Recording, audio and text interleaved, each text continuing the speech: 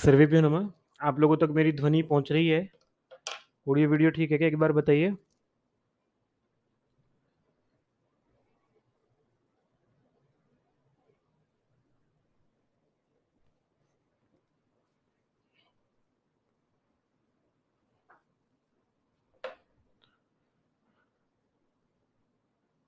Audio video ठीक है ना?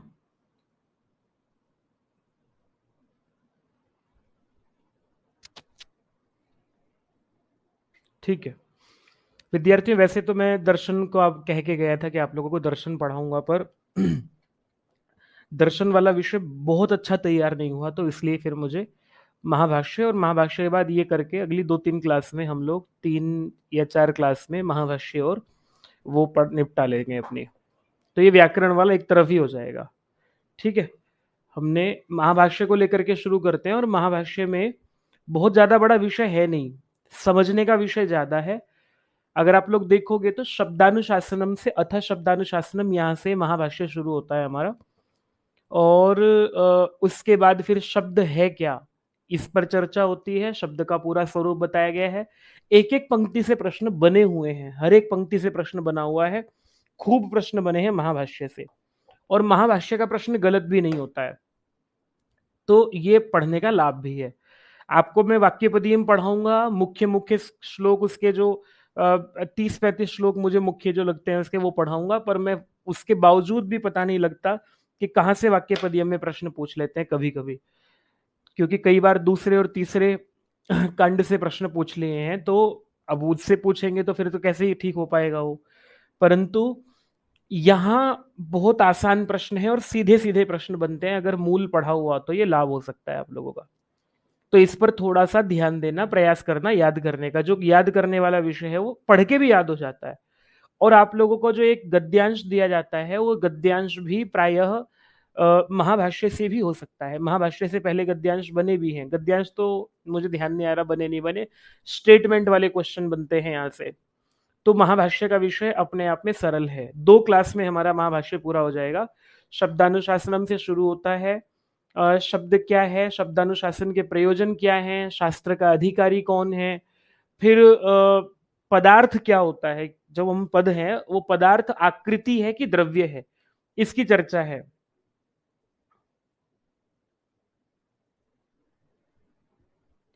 पैसेज का इशू मतलब समझ नहीं आया मुझे। और ये हुआ, और फिर सिद्धे शब्दार्थ संबंधी पर चर्चा है।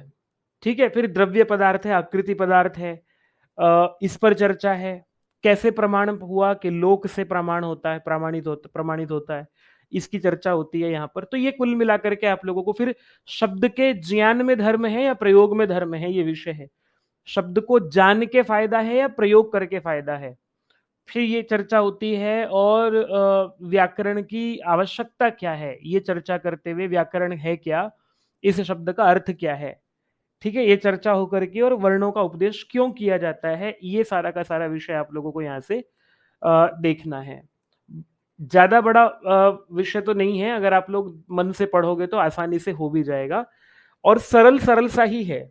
जो कठिन है उसको समझने का प्रयास करेंगे तो सीधा सीधा हो जाएगा। और मैं आप लोगों को मूल पढ़ाते हुए ये पीडीएफ दूंगा। इस पीडीएफ में बहुत आसानी से क्लियर भी है सब कुछ। करें पढ़ना शुरू। किसी का कोई प्रश्न है तो वो पूछ लीजिए। मैं पढ़ना शुरू कर रहा हूं आपको। क्लास में नए कौन कौन है? मैं देख रहा था कुछ लोग नए जुड़े होंगे। अगर महाभाष्य का मूल गद्यांश ना पढ़ रहे हैं तो आंसर करना मुश्किल होता है। सही बात है, बिल्कुल एकदम।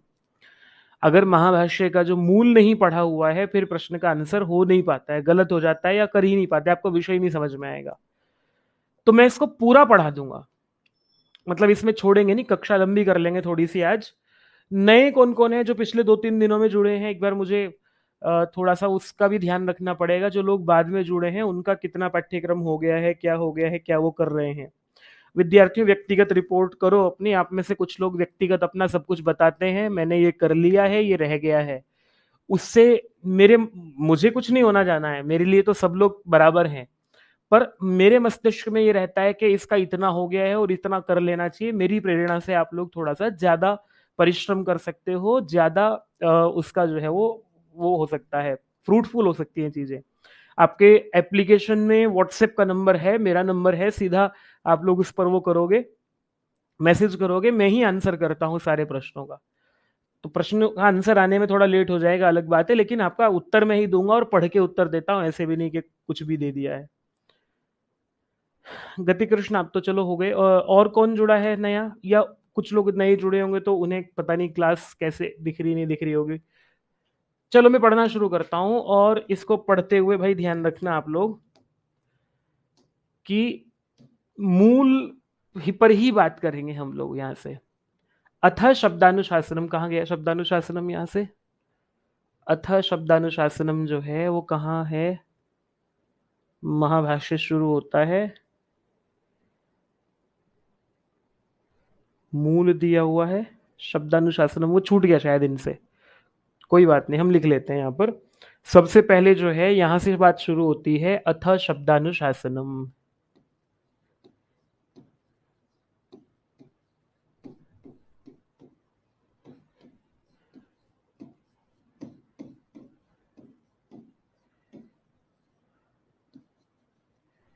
यहां से बात शुरू होती है। अब अथ शब्दान, कहाँ चढ़ गया हमारा ये? अथ इति अयम शब्द अधिकारार्थ प्रयुज्यते। भाई ये भी आप लोगों को ना एक पेज पर बना लो, अभी एक पेज पर ये बना लो, कहाँ कहाँ कौन कौन सा अथ किस रूप में प्रयोग हुआ है। योग दर्शन में वहां जो है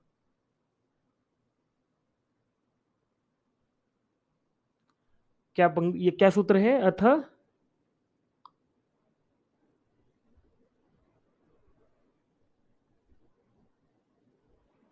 क्या क्या है योग सूत्र का पहला? देखो,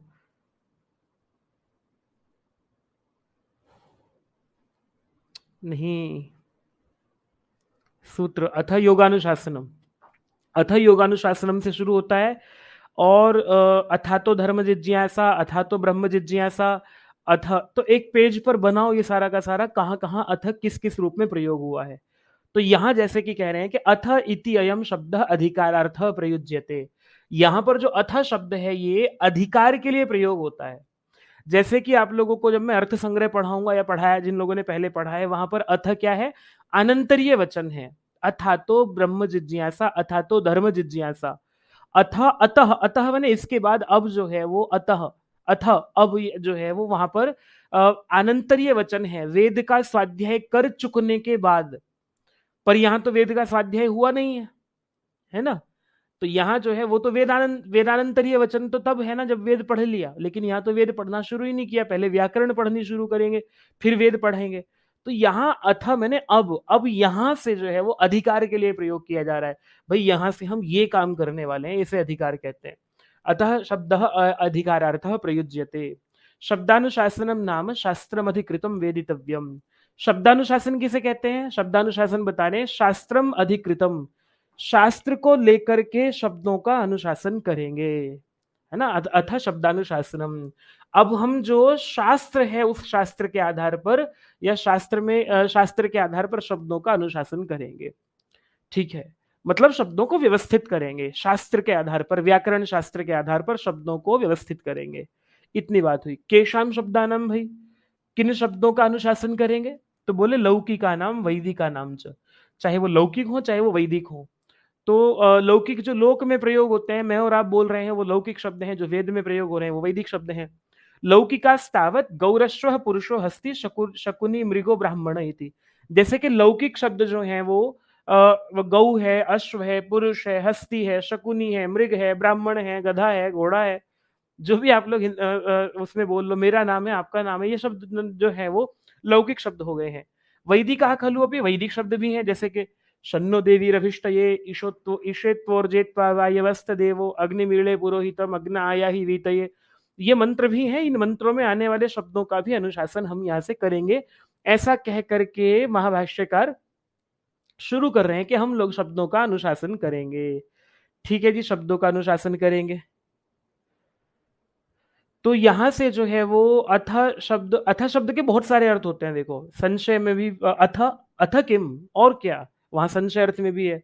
नहीं, वहां तो अथ किम और क्या, हाँ वहां संशय अर्थ में नहीं, हो तो अधिकार अर्थ में, मंगल में, विकल्प में, अनंतरीय वचन में, प्रश्नवाचक भी होता है, कार्य में भी होता है, आरंभ करने के अर्थ में भी होता है, समुच्चय और क्या, समुच्चय अर्थ में भी होता है। तो ये आप लोगों को अथ शब्द के अर्थ बताए हैं इन्होंने। अब यहाँ ये कह दिया कि हम शब्दों का अनुशासन करेंगे, इतनी सी बात शुरू होती है। शब्दों का अनुशासन करेंगे तो भाई पहले शब्द पूछो कौन है, कौन है भाई शब्द। तो बता रहे हैं कि अथ गौः इत्यत्र कः शब्दः। प्रश्न पूछने वाले ने पूछा, चलो तुमसे यही पूछ लेते, गौः मैंने गौः बोला, यहां पर शब्द है क्या। तो क्या है शब्द, किम यत, यत तत् सासना लांगूल ककुद खुर विषाणी, विषाणी अर्थ रूपम सह शब्द। वो जो अर्थ रूप में है, मैंने गऊ कहते ही वो जो सासना लांगूल ककुद खुर सींग ये सब जिसके हैं, वो अर्थ जो है क्या वो शब्द है। बोले ना ना न इति आह द्रव्यम नाम तत्, वो तो द्रव्य है। अरे भाई गाय कह करके जो गाय सामने खड़ी है वो गाय शब्द नहीं है, वो तो अर्थ जो है ना वो तो द्रव्य है। इतनी बात हुई। फिर बोले यत्तरहि शुक्लो नीलः कपिलः कपोतः इति स शब्द। भाई उसका जो रंग है नीला कपिल कपोत, ये जो उसका वर्ण है, क्या ये जो शुक्ल नील कपित कपोत है, कपिल कपोत है, क्या ये शब्द है, नहीं। नैतिया क्या है ये, गुणों नाम सा, ये तो गुण है। फिर कह रहे हैं कि यत यद भिन्नेषु अभिन्नम छिन्नेषु अछिन्नम सामान्य भूतम सह शब्द। क्या जो भिन्नों में अभिन्न होता है और छिन्नेषु अछिन्नम छिन्नों में अछिन्न होता है, जिसको अलग नहीं किया जा सकता है, सामान्य भूतम जो सब में होता है, जो सब गाय में होता है, जो सब गाय में होता है, भिन्नेषु अभिन्नम, ये गाय ये गाय ये गाय ये गाय, सब गाय अलग अलग होने पर भी, जो भिन्न होने पर भी अलग ही, गाय 10 हैं लेकिन 10 गाय में जो एक जैसा है, क्या ये शब्द है। छिन्नेषु अछिन्नम, गायों को जो है अलग अलग करने पर भी जो अलग नहीं होता है, क्या ये शब्द है। कह रहे ना, आकृतिर नाम सा, वो तो आकृति है। समझ में आ रहा है ना आप लोगों को क्या प्रसंग चल रहा है। शब्द क्या है इनमें, मैंने गाय कहा, गाय कह करके जो गाय खड़ी है वो सामने अर्थ है, तो कह रहे नहीं वो द्रव्य है। तो उसका रंग है क्या गाय, कह रहे नहीं वो उसका गुण हो गया है। तो कह रहे हैं कि वो जो जैसी सब गायों में अलग अलग होने पर भी 10 गायें खड़ी है, 10 की 10 में जो एक जैसी दिखती है, क्या वो गाय है, कह रहे ना वो तो आकृति है। ठीक है, तो फिर बोल रहे हैं कि फिर कस तरही शब्द, शब्द क्या है भाई। तो महाभाष्यकार कह रहे हैं, येनोच्चारितेन सासना लांगूल ककुद खुर विषाणी नाम संप्रत्ययो भवति सह शब्द। शब्द शब्द सह, शब्द तो वो है, कौन है शब्द, ये न उच्चारितेन जिसके उच्चारण करने से, ये न उच्चारितेन सासना लांगूल ककुद खुर विषाण, सासना लांगूल ककुद खुर और विषाणी नाम, विषाणी जिसके पास सासना है, लांगूल है, लांगूल पूंछ, ककुद ये जो यहाँ पर कुबड़ा सा होता है वो, खुर पैर, और विषाण मैंने सींग, सासना मैंने गल गल कंबल, ये सब चीजें जिसके पास होती हैं, जिसके उच्चारण करने से सासना लांगुल ककुद खुर विषाण वाले, विषाणी वाले का सम प्रत्यय होता है। सम प्रत्यय, प्रत्यय मैंने ज्ञान, सम प्रत्यय ठीक से ज्ञान हो जाता है। सह शब्द, शब्द तो वो है। अब बताओ, एक तो समझ में आ गई होगी बात आप लोगों को, शब्द क्या है। तो कह रहे हैं कि जिसके उच्चारण करने से जो है, सासना लांगुल ककुद खुर विषाण वाले, जैसे मैं हूं, मैं आपने मैंने कहा अवधेश, अवधेश कहते ही आप लोगों को जो एक मेरी जिस शब्द के उच्चारण से अवधेश, ऐसा ऐसा ऐसा ऐसा अवधेश जो है उसकी आकृति से उसका सब कुछ पता लग जाता है, जो वो शब्द कहलाता है, उच्चारण किया गया है जो उससे। अथवा प्रतीत पदार्थ को लोके ध्वनि ही शब्द उच्यते, या फिर प्रतीत पदार्थ कह लोके, जो पदार्थ को प्रतीति, जिसकी पदार्थ की प्रतीति जिससे होती है, वो ध्वनि शब्द कहलाता है। ऐसी ध्वनि जिससे शब्द की प्रतीति हो जाती है, वो ध्वनि शब्द कहा जाता है। यहां आप लोगों को जो है वो स्पष्ट हो गया होगा शब्द का मतलब क्या है।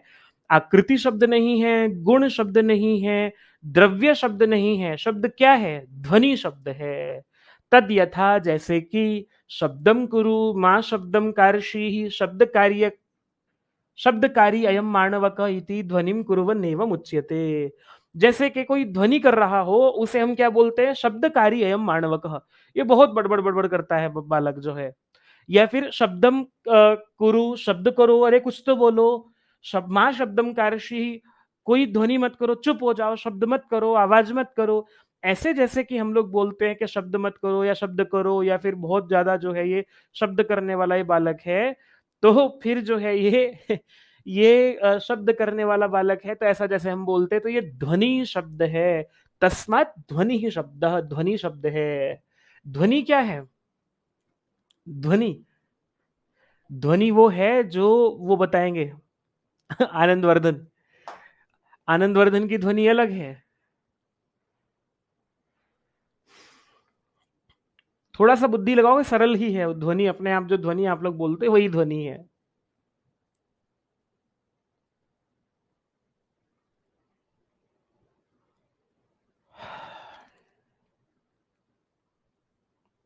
ध्वनि नहीं पता? पहले मैं इसको सेट कर रहा हूँ, ध्वनि ध्वनि सुनाते हैं अभी आप लोग। देखो भाई, ये कह रहे हैं ये न उच्चारितेन, जिसके उच्चारण करने से नहीं, ऐसी ध्वनि जिससे पदार्थों का संप्रत्यय होता है। मैंने बोला लेखनी, ये जो मेरी आत्मा बुद्धि के साथ जुड़ करके, मन को जोड़ करके, मन ने जो है वो कायाग्नि जठराग्नि को प्रेरित किया, जठराग्नि ने वायु को प्रेरित किया, फेफड़ों की, फेफड़ों की वायु यहाँ से चली, वोकल कॉर्ड में जाकर के टकराई, और वोकल कॉर्ड जो है वो, उस वोकल कॉर्ड से फिर एक, वो जो वहां वोकल कॉर्ड में जो उत्पन्न हुआ है ये ध्वनि है। फिर ये ध्वनि अलग अलग स्थानों पर टकरा करके अलग अलग तरह के अक्षर निकल रहे हैं। तो वो ध्वनि जब अक्षरों का रूप ले लेती है, फिर उससे आप लोगों को लेखनी ऐसा बोल पाते हो। लेखनी बोलते ही फिर आपको लेखनी का अवबोध हो जा रहा है, जिसके उच्चारण करने मात्र से जो है वो आप लोगों को शब्द का अर्थ, जो अर्थ का बोध हो जाता है, अर्थ का ज्ञान हो जाता है, वो ध्वनि शब्द कहलाती है। और कोई ऐसे ही उल्टी सीधी ध्वनि शब्द नहीं बनेगी ना। क्या सभी ध्वनि शब्द हैं? क्या सभी सभी ध्वनि ध्वनि शब्द हैं? इस पर तो थोड़ा सा अगर शास्त्रीय दृष्टि से देखा जाएगा, तो मैं आप लोगों को अभी अभी का जो हमने पढ़ा उसके आधार पर तो ये बता देता हूं कि सभी ध्वनि शब्द नहीं होंगी। ध्वनि ध्वनि तक हो जाएगी जब वो संप्रत्यय कराने वाली होगी, किसी अर्थ का बताने वाली होगी, तो फिर वो शब्द कहलाएगा। पर इनके हिसाब से अभी प्रसंग से तो ऐसा लग रहा है कि, क्योंकि फिर तो हर एक ध्वनि वो हो जाएगी। पर अभी आप लोग ये देखो कि अगर उससे किसी अर्थ का पता लग रहा है तो वो ध्वनि शब्द है। चलो अब आते हैं प्रयोजनों पर लेकर के। थोड़ा सा आपने शास्त्रीय विषय पूछा है, अब उस पर भी मत है इनके अलग अलग। ठीक है भाई, शब्दों का अनुशासन कर लेंगे। शब्द क्या है? वो ध्वनि जिससे किसी अर्थ का पता लगे, वो ध्वनि शब्द है। तो कह रहे हैं जो तुम यहां बैठ करके शब्दों का अनुशासन करने चले हो, क्या जरूरत है इसकी? किसी भी शास्त्र को करने से पहले उसकी प्रयोजनवत्ता जो है वो सिद्ध की जाती है, वो प्रयोजनवान है या नहीं है शास्त्र। तो कह रहे हैं कि कानी पुनः शब्दानुशासन से प्रयोजनानि, शब्दानुशासन के प्रयोजन कौन से हैं भाई? तो रक्षोहागम लघ्व संदेहा प्रयोजनम। गलत लिख दिया क्या इन्होंने? रक्षा, ऊहा, आगम, लघु और असंदेह, ये तो बहुवचन है, और यहां लिख दिया ये प्रयोजनम एक वचन में। और विशेष्य विशेषण जो है वो तो वैसे भी अलग अलग नहीं होते हैं। गलत लिखा है ठीक लिखा है, एक बार आप लोग सोच के बताओ।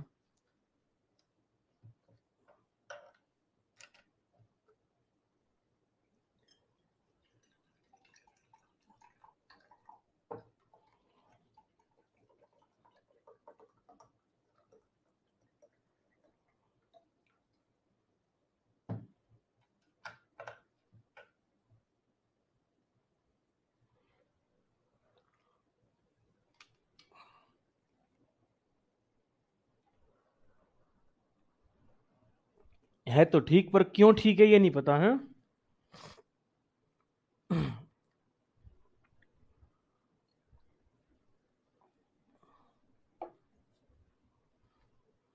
ये सब मिला करके एक प्रयोजन बनता है।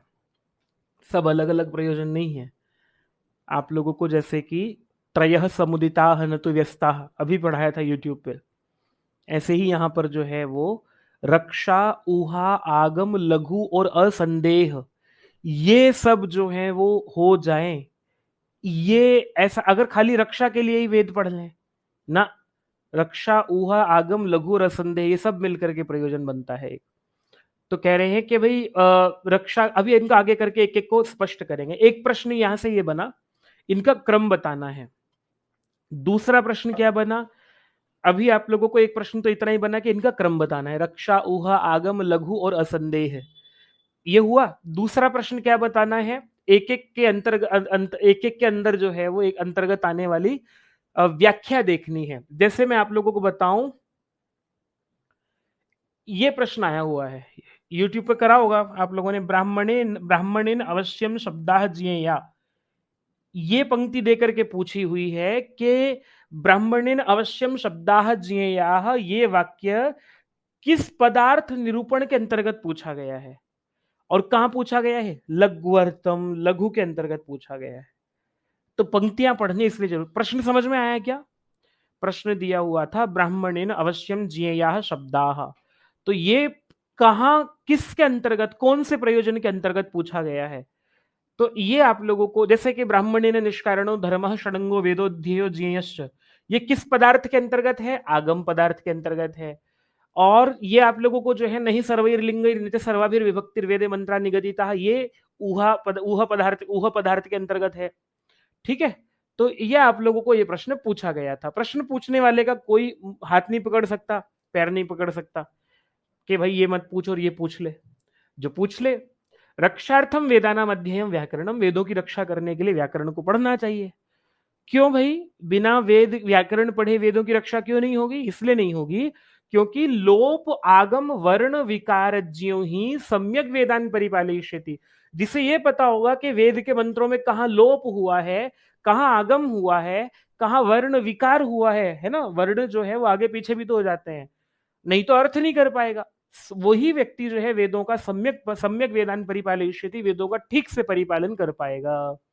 उह खलु अपि, उह बता रहे हैं क्योंकि नहीं सर्वैर्लिंगैर् न सर्वाभिर विभक्ति भी वेदे मंत्रा निगतिता, वेद में जो मंत्र है ना, वो वेद में जो मंत्र हैं सारे विभक्तियों में, सारे लिंगों में तो बोले नहीं गए हैं। वहां तो एक अर्थ में किसी प्रकरण विशेष में मंत्र पढ़ दिया गया है, लेकिन कभी यज्ञ में बैठ करके आप उस मंत्र का प्रयोग करोगे, प्रयोग जब आप कर रहे होंगे तो उसकी विभक्ति बदलनी पड़ेगी, या एक वचन है तो एक वचन करना पड़ेगा, ठीक है, बहुवचन है तो बहुवचन करना पड़ेगा। तो वहां अपनी बुद्धिमत्ता से जो है वो इतना काम करना पड़ेगा।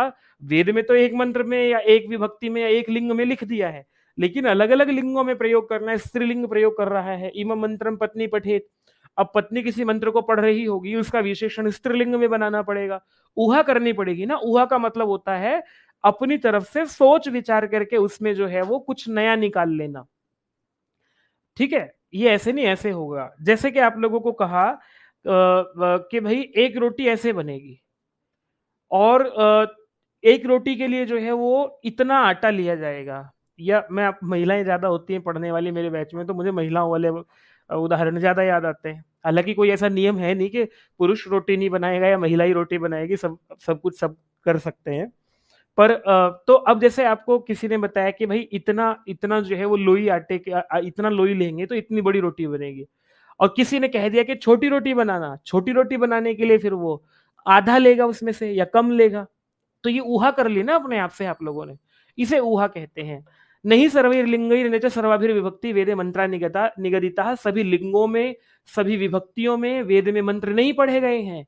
तेच अवश्यम यज्ञ गतेन पुरुषेण यथा यथम विपरिणमितव्याः, और वो मंत्र जो हैं अवश्य ही निश्चित रूप से यज्ञ में गए हुए पुरुष के द्वारा यथा यथम, जैसे जैसी आवश्यकता हो वैसे विपरिणमितव्याः, विपरिणमयितव्याः, मैं गलत बोल रहा था, विपरिणमयितव्याः, उनको अलग अलग परिणमयन कर लेना चाहिए।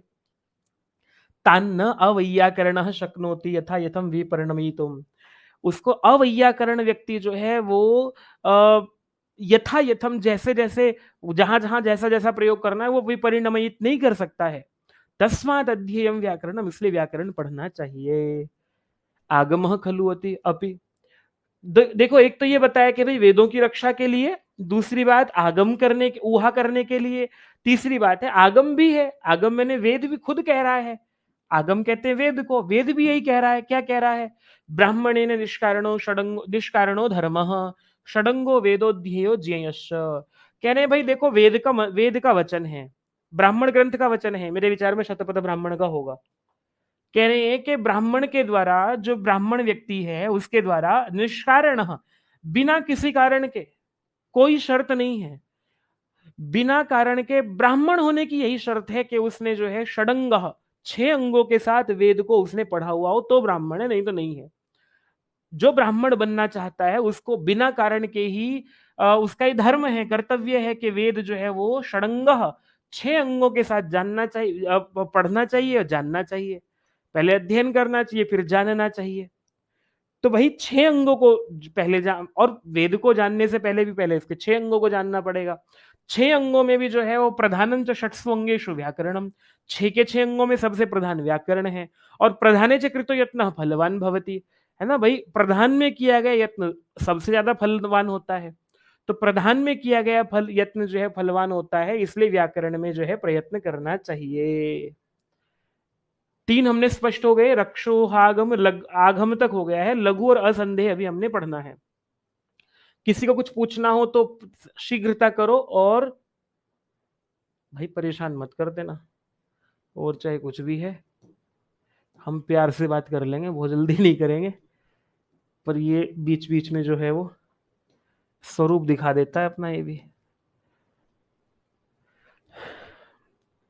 एक सर सुबह को उठे क्लास लेने के लिए, बोर्ड नहीं चला, अब उसके हाथ पैर जोड़ते रहो, चल जा भाई। अरे भाई शीघ्रता से।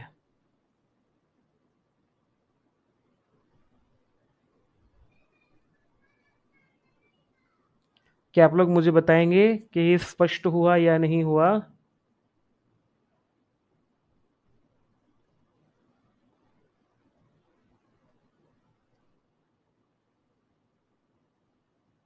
महाभाष्य के रूल से डायरेक्ट वेद पढ़ सकते हैं? हाँ। आगम हो गया है, लघु अर्थम च अध्ययन व्याकरणम।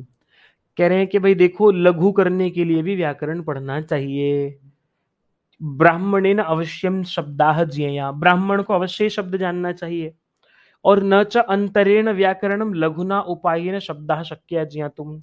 भाई आप लोगों को मैंने एक बात कह दी कि ये पठ धातु है, या फिर आप लोगों को जो है वो हाँ ये पठ धातु है, और इससे एक त्वा प्रत्यय करेंगे तो पठित्वा बना।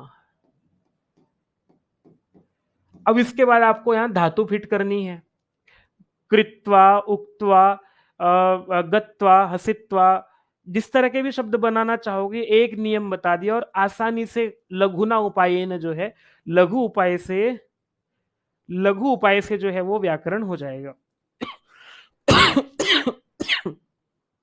एक एक शब्द को अलग अलग नहीं पढ़ना पड़ेगा, ये कह रहे हैं।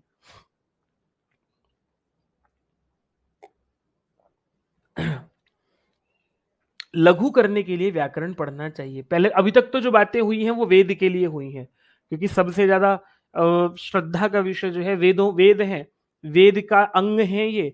तो वेद के लिए व्याकरण पढ़ो, रक्षा करने के लिए, वहां वेद में जहां यज्ञ में बैठे होगे ऊहा करने के लिए व्याकरण पढ़ो। और तीसरी बात, वेद का खुद आदेश है आप लोगों के लिए, ब्राह्मण ग्रंथों का आदेश है। अब कह रहे हैं कि भाई देखो चलो वेद की बात हो गई है, लेकिन लघु करने के लिए भी जो है वो लघु लघु के लिए भी व्याकरण पढ़ना चाहिए। ब्राह्मण को अवश्य ही शब्द जानने चाहिए, और व्याकरण के बिना लघु उपाय से शब्द नहीं जाने जा सकते हैं। न च अंतरेण व्याकरणम, बिना व्याकरण के जो है वो लघुना उपाय न, लघु उपाय से शब्द ज्ञातुम न शक्य, शब्दों को जाना नहीं जा सकता है। अब 4 हो गए, पांचवा बता रहे हैं, असंदेहार्थम च अध्ययन व्याकरणम। असंदेह के लिए भी व्याकरण पढ़ना चाहिए। क्यों भाई? याज्ञिकाः पठन्ति, याज्ञिक पढ़ते हैं, स्थूल पृषतिम अग्निम, स्थूल पृषतिम स्थूल पृषतिम अग्निवारुणिम अनड्वाहिम आलभेत इति। अब यहां पर जो है वो ये वाक्य पढ़ रहे हैं, स्थूल पृषतिम अग्निवारुणिम अनड्वाहिम आलभेत, उसे ले आओ, स्थूल पृषति को ले आओ, जो अग्निवारुणी हो अनडवाही हो उसको ले आओ, आलभेत। अब उसमें संदेह हो जाएगा कि भाई स्थूला च असौ पृषति च स्थूल पृषति, है ना भाई, पृषति हो और स्थूल हो, वो स्थूल पृषति अर्थ करेंगे इसका हम लोग यहाँ पर, या फिर स्थूलानी पृषंति यस्याह से सा इयम स्थूल पृषति। मैं आपको इसको थोड़ा सा हिंदी में करके बताता हूं कि भाई यहाँ ये वो रहेगा, समस्या रहेगी कि स्थूल पृषति का आप लोग क्या अर्थ लोगे।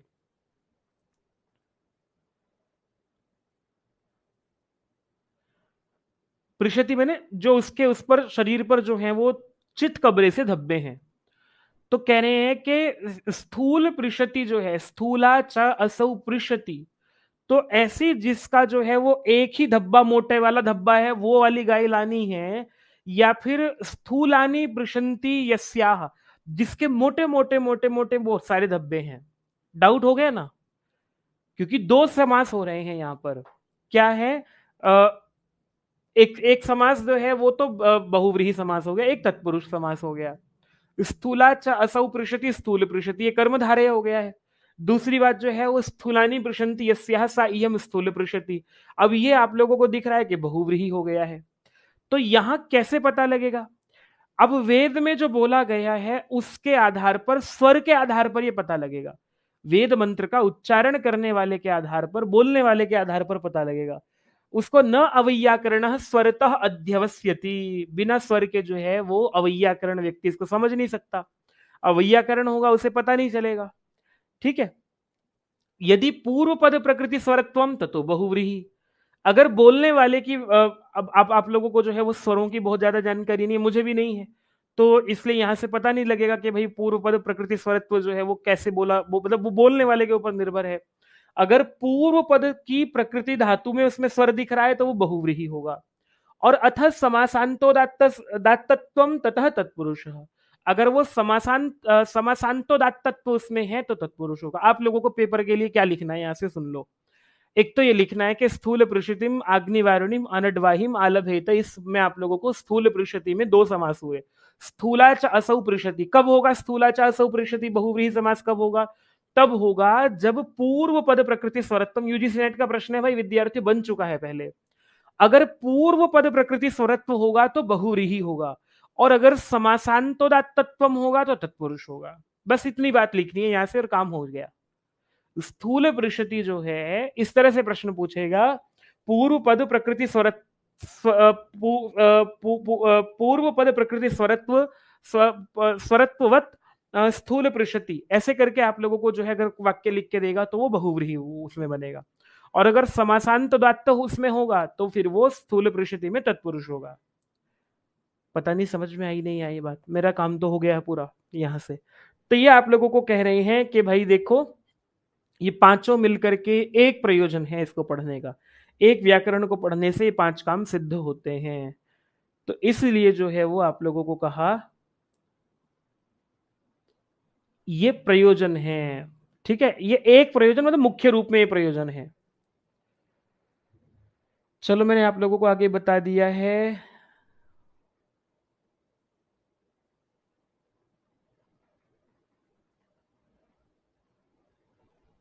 अब आगे ना गौण प्रयोजन बताए गए हैं,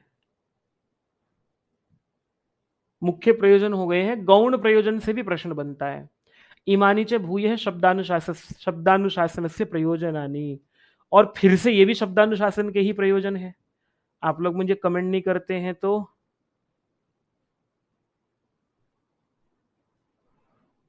मुझे पता नहीं चलता है कि आप लोग समझ रहे हैं नहीं समझ रहे हैं, क्लास में हैं या गए, या इंटरनेट चला गया। ये डर थोड़ा सा और बना रहता है ऑनलाइन क्लास का। मुझे बस एकमात्र नुकसान जो लगा है वो यही लगा है कि डर बना रहता है कि इंटरनेट चला गया, बच्चा चला गया, क्या हुआ। ऐसा करो, जैसे पहरेदार होता है ना, गांव में पहरा लगाते थे, मैं मेरी भी ड्यूटी लगी है पहरे में एक बार। तो वो एक एक व्यक्ति की एक एक घर से दो दो दो लोगों की ड्यूटी लगती, तो आप लोग जो है ना बीच में ध्यान रखा करो कि 1 मिनट हो गया तो कोई लिख दो हाँ जी, तो इसका मतलब ठीक चल रहा है।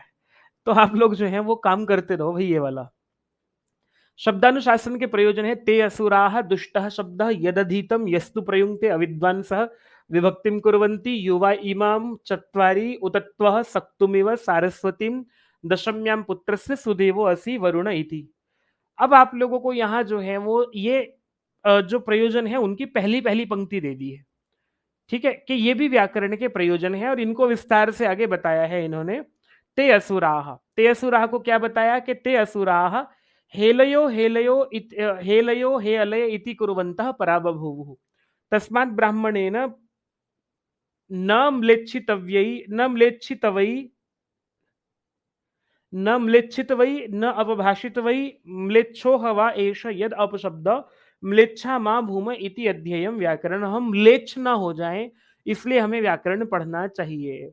असल में क्या हुआ, देखो मैं यहां से हिंदी से पढ़ाता हूं आप लोगों के लिए, आसान काम होगा ये वाला।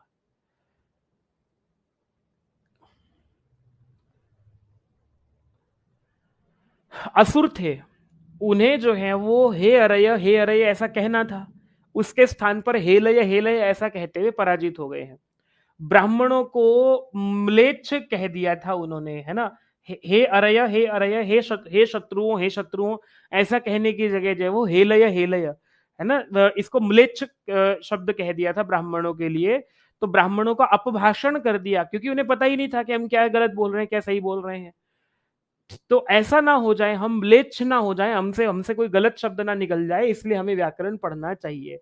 आसान काम है, इसमें से ज्यादा कुछ जो बहुत महत्वपूर्ण है वो आप लोगों को दुष्टः शब्द, दूसरा जो है दुष्टः शब्द स्वरतो वर्णतो वा मिथ्या प्रयुक्तो न तमर्थमाह स वाग्वज्रो यजमानम हिनस्ति यथेन्द्र शत्रु स्वरतोपराधात। तो कह रहे हैं कि भाई देखो, दुष्टः शब्द, जो दुष्ट शब्द होता है चाहे वो स्वर से है चाहे वो वर्ण से है, जैसे भी दुष्ट शब्द आपने प्रयोग किया हो, मिथ्या प्रयुक्त न तमर्थमाह, गलत प्रयोग किया हुआ वो अर्थ को नहीं कहता। मैं आपको एकदम एग्जांपल देता हूं, बहुत आसान। मैंने बोला रोको मत जाने दो, आपको एकदम समझ में आ गया मैंने क्या कहा। फिर मैंने कहा रोको मत जाने दो, मैंने अलग अलग करके इसलिए लिखा क्योंकि समझ में आ रहा है आप लोगों को। देखो स्वर का कितना अंतर हो गया है, रोको मत जाने दो, रोको मत जाने दो, यहां जाने का नियम है, यहां जाने का निषेध है, जाने की विधि की जा रही है, यहां जाने का निषेध किया जा रहा है। वही शब्द है, वही अर्थ है, सिर्फ स्वर का अंतर है। रोको मत जाने दो, रोको मत जाने दो। तो ऐसे ही आप लोग जब भाई आप लोग मंत्र बोलते हैं, भूर्भुवः स्वः तत्सवितुर्वरेण्यं भर्गो देवस्य धीमहि धियो यो नः प्रचोदयात्, या आप लोग कोई भी मंत्र बोलते हो, ईशित्वोर्जेत्वा वायवस्थ देवो वह सविता प्रार्पयतो श्रेष्ठतमाय कर्मण आप्या। अब यहां आप लोगों को आप्या यद्वम अग्न्या हो गया गड़बड़, आप्या यद्वम ऐसे करके वाक्य बोलना था और हमने बोलते हुए गलत कर दिया है। तो यही कह रहे हैं कि स्वरतो और वर्ण से अगर हमने गड़बड़ कर दिया तो उस अर्थ को वो नहीं कहता है, दूसरा ही अर्थ हो जाता है। स वाग वज्र यजमानम हिनस्ति, वो वाणी रूपी वज्र यजमान को ही मार देता है, यथा इंद्र शत्रु स्वरतः अपराधात, जैसे कि इंद्र शत्रु जो है उसने स्वर से अपराध किया था और उसको जो है वो फल भोगना पड़ा। इंद्र का शत्रु जो है उसने इंद्र शत्रु वर्धस्व इसकी जगह वहां भी स्वर का गड़बड़ किया, तो उसमें भी समास गड़बड़ होकर के उसे यही हुआ कि इंद्र जिसका शातयिता है, इंद्र जिस इंद्र जिसको जो है हरा देगा, इंद्र जिसको हरा देगा, इंद्र को जो हरा देगा ये करना था, और इंद्र जिसको हरा देगा ऐसा अर्थ करके जो है उसने अपना अनर्थ कर लिया। तो दुष्टान शब्दान मां प्रयुंजम प्रयुंक्ष्म इति अध्ययम व्याकरण, हम दुष्ट शब्दों का प्रयोग ना करें इसलिए व्याकरण हमें पढ़ना चाहिए। ठीक है, तो आप लोगों को यहां पर कहानी मैं बता रहा हूं। देखो उसने कहा इंद्र शत्रुर्वर्धस्व, अब इंद्र शत्रुर्वर्धस्व इसका अभिप्राय है कि इंद्र का शातयिता वृद्धि को प्राप्त करे, ऐसा व्यक्ति, इंद्र के शत्रु को बढ़ाओ, इंद्र के शत्रु को बढ़ाओ। इंद्र शत्रु में भी जो है ना दो तरह से हुआ। इंद्र जिसका शातयिता है वही होगा यहां पर भी, और इंद्र का शातयिता। ठीक है, इंद्र से शातयिता और इंद्र शातयिता यस्य सह इंद्र शत्रु, ऐसे भी अर्थ बन जाएगा। तो दोनों बहुव्रीहि और तो यहाँ षष्ठी तत्पुरुष होकर के जो है आप लोगों को अलग अलग अर्थ निकल रहा था। तो इंद्र का शातयिता कहना चाहिए था, और अर्थ क्या हो गया है, इंद्र है शातयिता जिसका, अर्थात इंद्र जिसको जो है वो शमन कर देगा, शांत कर देगा या परेशान कर देगा। तो ये बार बार बार बार बोलता रहा, इंद्र की शक्ति बढ़ती रही। अभिचारक यज्ञ होते हैं ना, अभिचारक यज्ञ आप लोग जब अर्थ संग्रह पढ़ोगे वहां विस्तार से समझ में आएगा कि ऐसे यज्ञ होते हैं जिनको हम लोग किसी को मारण मोहन के लिए जो है वो करते हैं और वो काम हो जाता है। हालांकि वहां पर उनका विधि नहीं की गई है, पर बताए हैं प्रसंग से। तो उसने गड़बड़ की है। इंद्र शत्रु जिस इंद्र का शत्रु करना था, इंद्र है शत्रु जिसका, ऐसे अर्थ कर दिया है। ठीक है, चलो। यदधीतम, यदधीतम यदधीतम अविज्ञातम निगदे नैव शब्दते अनग्नौ इव शुष्केंधौ न तज्ज्वलति करहिचित। कह रहे हैं कि यद अधीतम अविज्ञातम, तुमने जो है कोई चीज पढ़ी है लेकिन अविज्ञात है, जाना नहीं है। निगदेन एवं शब्दते, केवल जो है बस कहने से बोल ही रहे हैं आप लोग। अनग्नौ इव शुष्केंधौ, बिना अग्नि के जैसे सूखा ईंधन रखा हुआ हो। न तज्ज्वलति करहिचित, वो कहीं जलता ही नहीं है। अग्नि के बिना भाई ईंधन कैसा हो, सूखा हो गीला हो, जलेगा ही नहीं। तुम्हें अर्थ नहीं पता तो तुमने शब्द में कूड़ा भरा, शब्द भरा, करकट भरा, क्या भरा, कुछ भी नहीं, कोई एक ही बात है सब कुछ। तो यही कह रहे हैं कि जो पढ़ा है वो बिना पढ़े जो है तुम्हारे लिए भारी होता है। तस्माद अनर्थकम मां अधिगमिष्म, तो हम अनर्थक मां ना पढ़ें, इसलिए व्याकरण को हमें पढ़ना चाहिए। तो यद अधितम हो गया है आप लोगों को, इसलिए पढ़ा रहा हूं भाई विद्यार्थियों, एक जगह से जो है प्रयोग प्रश्न सब जगह से बनते हैं। कह रहे हैं कि यस्तु प्रयुंक्ते कुशलो विशेषे, यस्तु प्रयुंक्ते जो कुशल होकर के विशेष स्थान पर शब्दान यथावत व्यवहार काले, व्यवहार काल में शब्दों को यथावत प्रयोग कर लेता है जो व्यक्ति, सह अनंतम आपनोति जयम, वो अनंत अजय को प्राप्त करता है। परत्र जो व्यक्ति वाग योगविद होता है, और जो वाग योगविद होता है वो सब जगह है शत्रुओं पर विजय को प्राप्त करता है। लेकिन दुष्यति च अपशब्द, अपशब्दों को बोलने से जो है वो दुष्ट हो जाता है। तो ये आप लोगों को सामान्य बात हुई है। वाग योग विद एव, उसने उन्होंने पूछा कि कौन अपशब्दों से कौन नष्ट हो जाता है, और शब्दों से जो है वो कौन, अपशब्दों से कौन दुष्ट हो जाता है। प्रतिपक्ष ने तुरंत पूछा। यहां से एक प्रश्न बनना है। देखो महाभाष्य की या शास्त्र की शैली ये होती है कि कोई बात कही, उस बात को कह करके फिर प्रतिपक्षी एकदम अपना पक्ष रखता है। तो यहां आप लोगों को ये समझना है कि कहां प्रतिपक्षी कह रहा है और कहां जो है वो महाभाष्यकार पतंजलि कह रहे हैं। पहले मुझे बताओ यहां तक का पढ़ने में आप लोगों को सब कुछ ठीक ठीक से समझ में आ गया या नहीं आ गया है, एकदम बताओ। थोड़ा लंबा पढ़ाने का मन है मेरा, आप लोगों को लंबा पढ़ाऊंगा, बस ये बने रहना। किसी को कुछ पूछना है तो शीघ्रता से पूछ लो।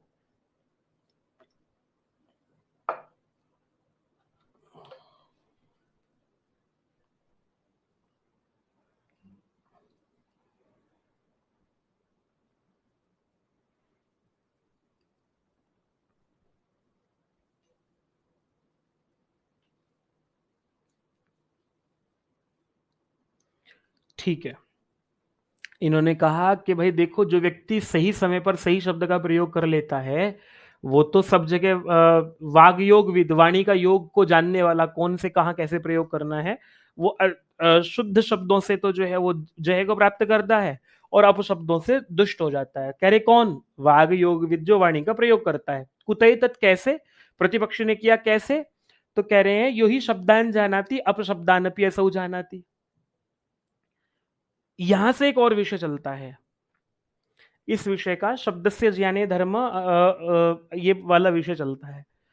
तो इन्होंने कहा कि भाई देखो, जो व्यक्ति शब्दों को ठीक से जानता है वो अपना काम ठीक निकाल लेता है, और अगर वो वाणी को जानने वाला व्यक्ति और अपशब्दों से दुष्ट भी हो जाता है। भाई जिसने जो है वो व्याकरण पढ़ लिया, सब पढ़ लिया, लेकिन अपशब्द बोले तो दुष्ट तो हो जाएगा वो भी। तो इन्होंने यही कहा, कह रहे हैं कि कौन दुष्ट हो जाता है, कह रहे वाग योग विद, जो वाणी का योग को करना जानता है लेकिन अपशब्द बोल रहा है वो। कुतई तत्, कैसे ही, तो बता रहे हैं यो ही शब्दान जानाति अपशब्दान अपि असौ, कहने का यहां असल में प्रसंग से ये कहना चाह रहे थे कि जो व्याकरण पढ़ के शब्दों को जानता है तो वो तो शब्दों का ही प्रयोग करेगा, उसे तो अपशब्द थोड़ी पढ़े, उसने उसने तो शब्द पढ़े थे। तो पतंजलि ये कह रही हैं कि जो व्यक्ति शब्दों को पढ़ता है वो अपशब्दों को भी पढ़ता है, उसे अपशब्दों का भी ज्ञान हो जाता है। जैसे कि आप लोगों को मैं कहूं राम या राम राम राम राम जैसे आप लोग बोलते हैं, तो मरा शब्द एकदम, आप लोग हिंदी वाला व्यक्ति राम राम राम राम बोलते बोलते मरा मरा बोलेगा तो एकदम पकड़ लेगा ना कि गलत बोल रहा है। तो क्योंकि पढ़ा तो उसने राम था, लेकिन मरा शब्द देख के पता लग गया ना कि राम नहीं है। तो यही कह रहे हैं, यो ही शब्दान जानाति अपशब्दान अपि असौ जानाति, जो शब्दों को जानता है वो अपशब्दों को भी जानता है। यथैव ही शब्द शब्द ज्ञाने धर्मः एवं अपशब्द ज्ञाने अपि अधर्मः, जैसे शब्दों के ज्ञान में धर्म है ऐसे ही अपशब्दों के ज्ञान में भी जो है वो अधर्म है। अथवा भूयान अधर्म प्राप्त होती, या फिर बहुत ज्यादा अधर्म प्राप्त हो जाता है। क्यों? मतलब ये हुआ भूयांसो अपशब्दा अल्पियांस शब्दा, जो शब्द हैं वो भूय बहुत ज्यादा हैं, और जो अपशब्द हैं, अपशब्द जो है वो बहुत ज्यादा हैं। तो अपशब्द का, ये डरा देता है मुझे, अपशब्द का ज्ञान जो है वो व्यक्ति को अधर्म, ज्यादा अधर्म करा देगा। और अल्पियान सह शब्दाइति, तो थोड़े से शब्द हैं, एक ही शब्द से बहवो अपभ्रंशा, एक एक शब्द के बहुत सारे अपभ्रंश हैं। अथवा यो अवय अवाग योग वित, या जो फिर जो अवाणी का योग करने वाला होता है, अपशब्दों का प्रयोग को जानने वाला होता है, अज्ञानम तस्य शरणम, उसका तो अज्ञान ही शरण है, ज्ञानी तो वो हो ही नहीं सकता है। विषम उपन्यास न अत्यंत अत्यंताय अज्ञानम शरणम भवितुम अर्हति, यो ही अजानन वही ब्राह्मणम हन्यात सुराम व पिबेत सोपि मन्ये पतितः स्यात्। तो ये कह रहे हैं कि देखो भाई, वो तो ज्ञानी की बात हो गई है ना, वो तो जानने वाले की बात हो गई कि उसने जो है वो शब्दों को जाना और अपशब्दों को भी प्रयोग कर लिया जान करके। अगर आप लोगों को ये पता है कि गाली देना गलत है और ये गाली है, और आप उसको गाली को नहीं देना है, जानबूझ के पता है उसके बावजूद भी गाली दे दी है। लेकिन ये कह रहे हैं कि कोई किसी को पता ही नहीं था कि ये गाली है, तो कह रहे हैं कि भाई देखो ऐसा है, न अत्यंताय अज्ञानम शरणम भवितुम अर्हति। कोई व्यक्ति ये कहने लगे कि भाई मुझे मेरे से भूल गलती से हो गया है ना, अगर कोई व्यक्ति ये कह दे कि भाई यो अवाग योगविद, जिसे पता ही नहीं था, जिसे वाणी का प्रयोग करना आता ही नहीं था, जिसे शब्द का प्रयोग करने का पता ही नहीं था, उससे गलती से प्रयोग हो जाए तो वो उसकी शरण तो अज्ञान है, तो उसने तो गलती से बोल दिया ये वाला। तो कह रहे नहीं, ऐसा नहीं है। न अत्यंताय अज्ञानम शरणम भवितुम अर्हति, अत्यंत के लिए अज्ञान शरण नहीं बन सकता है किसी की, है ना। किसी ने कुछ भी गलत किया, वो अज्ञान की शरण लेकर के अपना काम नहीं चला सकता। यो ही अजानन वही ब्राह्मणम हन्यात, जो बिना जाने जो है भाई, बिना जाने जो है ब्राह्मण की हत्या कर दे, सुराम व पिबेत, या फिर गलती से जो है तुम्हें कोई गिलास में ला करके कोल्ड ड्रिंक दे करके शराब पिला दे, तो कह रहे हैं कि सोपि मन्ये पतितः स्यात्, मैं तो ये मानता हूं कि वो भी पतित ही है अगर गलती से ऐसा हो गया है तो। स्वरों के उच्चारण के का ध्यान केवल वैदिक शब्दों के लिए है या लौकिक व्यवहार में भी? भारती जी देखो क्या है, आप खुद देखो, जैसे मैं शब्दों का प्रयोग करता हूं, मैं भी बहुत सारे गलत शब्दों का प्रयोग करता हूं, पर फिर भी मैं बहुत सारे लोगों से ठीक बोलता हूं, क्योंकि मुझे पढ़ाया गया है। गुरुजन जो है, हमारी एक अलग से कक्षा होती थी। तो आप लोग खुद देखोगे मेरे प्रयोग करने में और किसी और के प्रयोग करने में, या जो मुझसे अच्छा प्रयोग करेगा उसमें और मुझ में कितना अंतर हो जाएगा। इसी तरह से जो है आप कहीं भी शब्दों का प्रयोग करोगे, चाहे वो वेद में चाहे वो लोक में, गलत तो गलत है। तो इसलिए जो है वो अपशब्दों का प्रयोग कहीं भी करना निषेध है। वेद की बात बार बार क्यों हो रही है? इसलिए हो रही है क्योंकि वेद के मंत्र का तो अर्थ का अनर्थ हो जाता है। लोक में तो आप अपने माताजी पिताजी को कोई बात कह रहे हो और आपसे वाक्य गलत निकल गया, तो वो भाव समझ के ठीक हो जाएगा, पर वेद में तो देवताओं से बात कर रहे हैं। ऐसा नहीं है कि देवता भाव नहीं समझेंगे, लेकिन वहां पर क्योंकि वो एक विधिवत किया जा रहा कार्य है, और उसमें थोड़ी सी भी त्रुटि होने से पूरा अनर्थ होते ही पूरी प्रक्रिया का अनर्थ हो जाता है। इसलिए वेद के बारे में बार बार बात की जा रही है, क्योंकि यहाँ पर वेद का अंग है ये वाला, और वेद में इतनी सी भी त्रुटि सही नहीं है, वो ईश्वर के यहाँ बारे में बात हो रही है। आपको एक उदाहरण देता हूं, जैसे कि कहीं जाना हो, मुझे ध्यान है हम छोटे-छोटे बच्चे थे, तो छोटे बच्चे बहुत शरारत करते हैं। तो एक उसमें जाना था, सगाई में जाना था। मैं थोड़ा-सा बातचीत करने में बचपन से ही ठीक रहा हूँ और भाई जो हैं वो उतने ठीक नहीं हैं या वो थोड़ा शरारत ज़्यादा करते थे, मैं थोड़ा-सा ठीक रहा होऊँगा। तो वहाँ 2 लोगों को चुना गया। एक बड़ा भाई था जो ठीक समझदार हो गया था और बिल्कुल छोटे बच्चों में मुझे चुना गया कि भाई ये थोड़ा-सा ठीक रहेगा क्योंकि नई जगह जा रहे हैं, वहाँ जाकर के कोई गलत मैसेज नहीं जाना चाहिए कि ये तो इस तरह के बच्चे हैं। हालाँकि बच्चे बच्चे होते हैं पर इस तरह का चुनाव तो आप लोग जब आपके घर में कोई बड़ा व्यक्ति आता है, तो बहुत सोच समझ के शब्दों का प्रयोग करते हो और सोचो हम ईश्वर के लिए बात कर रहे हैं या एक विशेष प्रक्रिया में बात कर रहे हैं।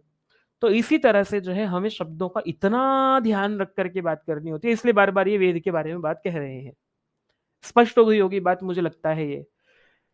एवं तर्हि सो अनंतम आपनोति जयम परत्र वाग योग विद दुष्यति च अपशब्दैहि। कह रहे हैं कि इसलिए वो अनंत को जय अनंत जय को प्राप्त कर लेता है जो वाग योग विद होता है और अपशब्दों से दुष्ट हो जाता है।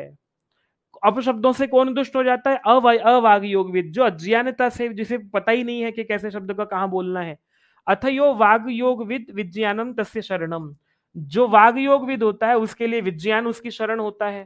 क्वपि न पुनः इदम पठितम, कह रहे हैं कि भाई कहाँ है कही गई, ये पेपर की दृष्टि से काम का प्रसंग है नहीं, मैं छोड़ दे रहा हूं इसको। वाद विवाद हो रहा है, सिर्फ इतना ही है कि भाई तुमने ये कहाँ पढ़ा। उन्होंने पतंजलि ने एक श्लोक बोल दिया, तो भ्राजा नाम श्लोक कहा। फिर बोले कि भ्राजा श्लोक भी प्रमाण है। बोले और क्या? कह रहे हैं अगर श्लोक प्रमाण है तो मैं एक श्लोक पढ़ दे रहा हूं। यदुदंबर वर्णा नाम घटिना मंडलम महत पीतम नगम ये स्वर्गम किम तत्क्रतुम गतम नहीं। तो कह रहे हैं कि तूने तो गलत श्लोक पढ़ा, तेरे का अर्थ गलत है, इसलिए तेरा श्लोक प्रमाण नहीं है, तेरा तो प्रमत्त गीत है। जो अप्रमत्त गीत हो वही जो है वो यहां से काम का है। गद्यांश इसी टाइप में आता है, हाँ आता है, पर ये है नहीं, बनेगा नहीं इससे प्रश्न, मुझे नहीं लगता इससे प्रश्न बनेगा। वैसे भी पढ़ोगे तो देखो है कुछ नहीं, मैंने आप लोगों को असल में क्या है ना, टाइम नहीं लगा करके मैंने छोड़ दिया। देखो है कुछ नहीं, देखो उन्होंने पूछा प्रसंग क्या है। प्रसंग ये है कि भाई कोई व्यक्ति अगर ऐसा कह दे कि मुझे तो पता ही नहीं था, तो कह रहे हैं कि भाई ऐसा नहीं है, दोष तो उसका भी होगा। कोई बिना जाने ब्राह्मण की हत्या कर दे, सुरापान कर ले, तो तुम तो शब्द की बात छोड़ो, उसने बिना जाने थोड़ा सा काम किया, शराब पी ली जरा सी, तो वो भी पतित हो गया है।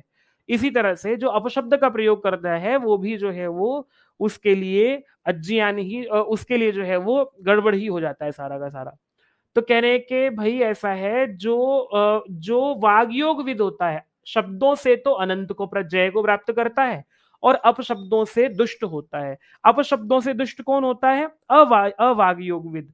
जो वाणी का शब्द का, भाई कोई ये कह दे कि मुझे संस्कृत बोलनी आती नहीं है जी, तो मैं उल्टा सीधा जो बोलूं उससे काम चला लो, तो पर बोल तो गलत रहा है ना, वो अशुद्ध बोल रहा है, अर्थ निकलेगा ही नहीं वो वाला। तो अवागयोगविद जो है अपशब्दों से दुष्ट होता है। तो कह रहे हैं कि अथ यो वाग योगविद विज्ञानम तस्य शरणम, जो वाणी का प्रयोग करना जानता है तो उसका ज्ञान ही उसकी शरण बनता है। तो फिर दूसरे व्यक्ति ने पूछा उनसे, पतंजलि ने कहा कि भाई इसलिए शब्द का ज्ञान करना चाहिए, इसलिए व्याकरण को जान लेना चाहिए ताकि शब्दों का प्रयोग पता लग जाए। तो कह रहे हैं कि ये कहाँ पढ़ा तुमने कि जो वाग योगविद होता है उसकी शरण विज्ञान होता है? कह रहे हैं कि भ्राजा नाम श्लोका, तो भ्राजा नाम के जो श्लोक हैं उनमें पढ़ा ये वाला। कह रहे हैं कि किम, जब हो श्लोका भी प्रमाणम, अब हम श्लोकों को भी प्रमाण मानेंगे। तो पतंजलि बोले किम चाहता, और क्या? कह रहा है, प्रतिपक्षी बोल रहा है यदि श्लोका अपि प्रमाणम, अगर श्लोक भी प्रमाण है तो अयम अपि श्लोक है प्रमाणम भवितुमर्हति, फिर तो मैं भी एक श्लोक बोल देता हूँ, ये भी प्रमाण मान लो। यदुम उदुम्बर वर्णा नाम मंडलम, मुझे इसका अर्थ नहीं पता, एक बार आप लोगों को देख लेते हैं इसका क्या है अर्थ।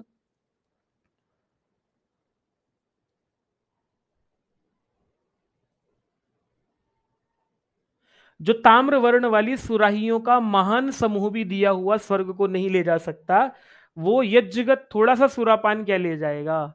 तो कह रहे हैं कि भाई देखो ऐसा है, जो ताम्र वर्ण वाली सुराहियों का महान समूह भी दिया हुआ स्वर्ग को, अगर बड़े बड़े तांबे के बड़ी बड़ी सुराही में दे करके सुरा दी जाए, तो वो ताम्र वर्ण वाली सुराही में दिया गया जो वो सुराहियों का महान समूह जो है, वो सुरा देने वाली जो बड़ी बड़ी सुराही हैं, वो भी जब स्वर्ग को नहीं ले जा रही हैं, तो थोड़ा सा उसको पी के स्वर्ग क्या जाएगा। मतलब ये है तो ये कह रहे हैं कि ये तो तुम उल्टा सीधा श्लोक कुछ भी बना लो, तो ये प्रमाण नहीं माना जाएगा। ऐसा पतंजलि ने कह करके उसे वहां प्रतिपक्षी को टाल दिया। वस्तुतः प्रतिपक्षी कोई होता नहीं है, प्रसंग स्पष्ट हो गया ना, बस इतनी सी बात है। प्रतिपक्षी शास्त्र लिखते समय ऐसा नहीं है कि, लेकिन शास्त्रकार जो है वो स्वयं प्रतिपक्षी बन करके लिखता है। अगर आप लोग चारवाक दर्शन को पढ़ोगे तो चारवाक को पढ़ के ये आप लोगों को समझ में आएगी। सिद्धांती जो है वो अपने पक्ष को समझाने के लिए चारवाक नाम के संप्रदाय का या चारवाक नाम के व्यक्ति का प्रयोग करते हैं कि भाई चारुवाक जो सुंदर वाणी लगती है, जैसे आप लोगों को कहे सुबह 4 बजे उठो, ये धर्म है, पर 4 बजे तो बहुत बढ़िया नींद आती है। और कोई यूं कह देगा अरे नहीं नहीं कुछ नहीं होता, तो 4 बजे सो, कोई दिक्कत नहीं है, कहीं नहीं स्वर्ग वर्ग मिल रहा है, तो आपको उसकी बात बढ़िया लगेगी। और जो कहेगा कि नहीं वेद में ऐसा लिखा, ये है वो है ऐसा वैसा, तो आप कहोगे तू अपना वेद अपने पास रख, मुझे तो ये भी कह रहा है ठीक है, कोई दिक्कत नहीं होती, तो कोई दिक्कत नहीं होती है। तो इसलिए उसको चारू वाक से चार वाक बना है। तो प्रतिपक्षी को रखा जाता है अपना विषय समझाने के लिए, ठीक है, क्योंकि भाई शास्त्र लिखा जा रहा है वो। अब पतंजलि कब लिख के गए? 150 बीसी। आप लोग पढ़ रहे हो 2022 2024 में, तो भाई 2000 सवा 2000 साल बाद आप लोग उसको पढ़ रहे हो, फिर भी आज पढ़ करके आप लोगों को वही बात जो की त्यों है, प्रासंगिक है। इसी तरह से ये काम हम लोग करते हैं, इसी तरह से शास्त्रकार ये काम करते हैं कि उनकी बात को आगे क्या क्या व्यक्ति प्रश्न कर सकता है, वो सारे प्रश्न रख करके आप लोगों को पहले से उनका उत्तर दे देते हैं, ताकि वो, अब मान लिया पतंजलि तब लिख गए, अब आप आपत्ति करो आज, पतंजलि तो थोड़ी आएंगे कि भाई अब मेरे से पूछ लो, ठीक है दोबारा अब लिख देता हूं। पतंजलि को आगे तक का पूरा विषय सोच करके उसका प्रतिपक्षी उठा करके सिद्ध करना होता है। तो ये आप लोगों को हुआ।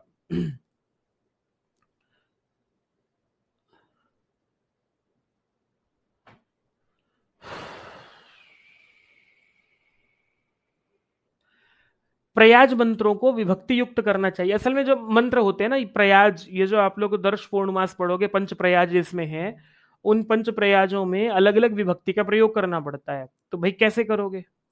तो कह रहे हैं कि विभक्तिम कुर्वन्ति याज्ञिका पठन्ति, है ना, याज्ञिक पढ़ते हैं। प्रयाजाः सविभक्तिकाः कार्याः, प्रयाज जो है विभक्ति युक्त करने चाहिए।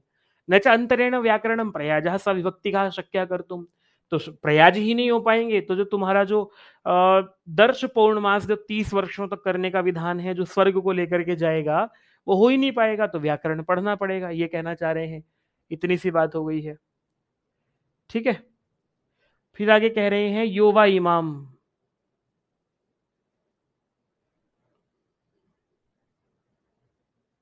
कह रहे हैं कि योवा इमाम पदशः स्वरशः अक्षरशः अक्षरशश्च वाचम विदधाति स आर्त्वीजीनो भवति। आर्त्वीजीन का मतलब ये होता है कि ऋत्विजम अर्हति आर्त्वीजीन, अर्थात जो यजमान है, याजक होता है, कह रहे हैं कि जो इस वाणी का पद से, स्वर से, अक्षर से प्रयोग करता है, वो याज्ञिक होता है। तो हम भी याज्ञिक बने, इसलिए हमें व्याकरण पढ़ना चाहिए, ठीक है। आर्त्विजीनः स्याम इति अध्ययम व्याकरणम, इसलिए हमें व्याकरण पढ़ना चाहिए। तो ये हुआ, ये है भाई काम की बात, जहां से सीधा प्रश्न बनता है। चत्वारी, चत्वारी, ये आपको ना गौण जो प्रयोजन है उनकी बात कर रहे हैं हम लोग। किसी को कुछ ऐसा तो नहीं हो रहा है कि ये हो क्या रहा है पता ही नहीं, मास्टर जी जो है अपने अपने आप खेल रहे हैं खड़े हुए। कोई अगर ऐसा हो जिसके ये सिर के 3-4 फीट ऊपर से बात जा रही हो तो मुझे बता दो, एक आध फीट तो नीचे खींच ही लाएंगे। अगर सिर के ऊपर से ही भेजना है, पर एक आध फीट तो नीचे ले ही आएंगे। पूरी तरह से बात जो है वो क्रिस्टल क्लियर होनी चाहिए और बात बन जानी चाहिए। चत्वारि श्रृंगा त्रयोस्य पादा द्वे शीर्षे सप्त हस्ता स्वस्य, वेद मंत्र है ये वाला। त्रिधा बद्धो वृषभो रोरवेति महो देवो मर्त्याम आविवेश। तो ये कह रहे हैं कि भाई देखो ये मंत्र है, इस मंत्र में ये कह रहे हैं कि ये जो है ना, ये व्याकरण क्यों पढ़ना चाहिए? क्योंकि वाणी का स्वरूप बता रहे हैं। चत्वारि श्रृंगाणी, ये जो वाणी है ना, संस्कृत वाणी, ये जो संस्कृत भाषा है, कैसी है जो भाषा है, तो बता रहे हैं इसके 4 सींग है। पेपर में यही प्रश्न पूछा गया आप लोगों को यहाँ से, द्वे शीर्षे क्या है, या चत्वारी श्रृंगाणी क्या है, या फिर जो है त्रिधाबद्ध है तो त्रिधाबद्ध कहाँ है। ये आप लोगों को बता रहे हैं कि भाई देखो 4 सींग हैं, कौन से सींग हैं, भाषा के सींग क्या है, नामाख्यात उपसर्ग निपात आप लोग पढ़ के ही आए हो। त्रयोस्य पादा, 3 इसके पैर हैं, क्या पैर हैं भाई, पैर पूछे गए हैं, पादा पूछा जा चुका है। जो 3 काल हैं, भूत भविष्य वर्तमान, 3 काल, इसके 3 पैर हो गए हैं।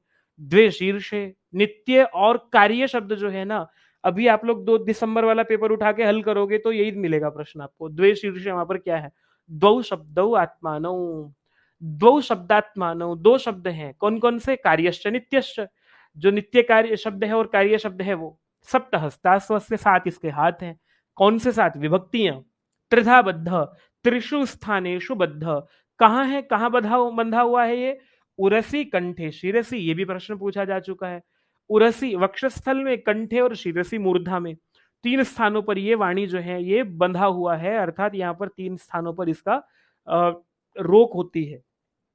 वृषभ क्यों कहते हैं, वृषभो वर्षणात्, रोरवीति शब्दम करोति, ठीक है, ये क्योंकि ये शब्द जो है बरसता है और शब्द करता है, इस तरह से आप लोगों को यहाँ इसका बारे में चर्चा हुई है। चलो ये हो गया अब आप लोगों का, नहीं और भी है क्या नीचे कुछ, ये रहा रौति शब्द कर्मा, मोहोदेव मर्त्या माविवेश, महान देव शब्द, तो कह रहे कि महान देव जो शब्द है वो मर्त्या मरण धर्माणु मनुष्या तान आविवेश, जो मरण धर्मा मनुष्य उनको वो प्रवेश करता है। महता देवेन नह साम्यम यथा स्याद इति अध्ययम व्याकरणम, महान देव से हमारा साम्य हो जाए, क्योंकि ये जो वृषभ है वो जैसे कि महान देव में जो है प्रवेश करता है, ऐसे ही ये वर्षा करने वाला जो शब्द है, ये शब्द हमारे अंदर प्रयोग हो जाए, हम भी महादेव के साथ हमारा साम्य हो जाए। भाई जैसे महान लोगों को ये शब्द प्राप्त होता है, तो ये हमें भी प्राप्त हो जाए, तो इसलिए हमें व्याकरण पढ़ना चाहेगा, व्याकरण पढ़ना चाहिए। ये व्याकरण पढ़ने की बात हो गई है।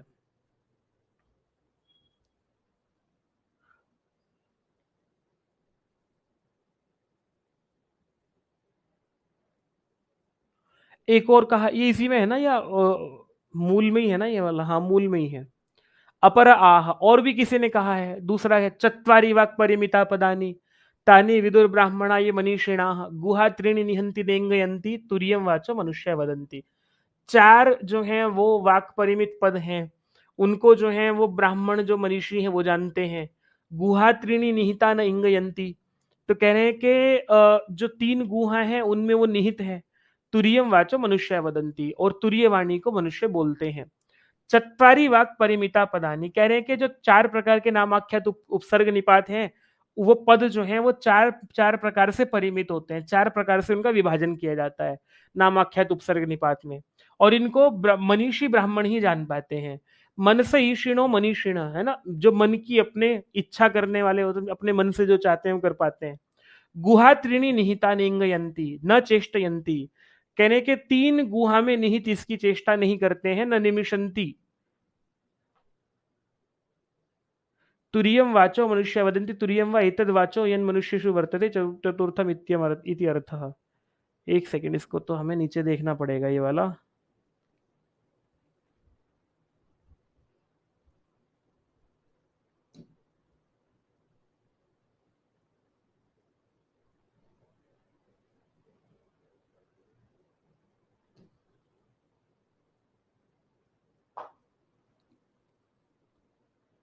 वाणी 4 पदों में परिच्छिन्न है, नामाख्यात उपसर्ग निपात हो गए हैं, जो मनीषी ब्राह्मण हैं वे उन्हें जानते हैं। मन के वशीकर्ता मनीषी हैं, तो हो गया था हमारा। गुहा त्रीणि निहितानि निहिता न इंगयंती का अर्थ है कि उनमें से 3 गुहा में निहित चेष्टा नहीं करते हैं।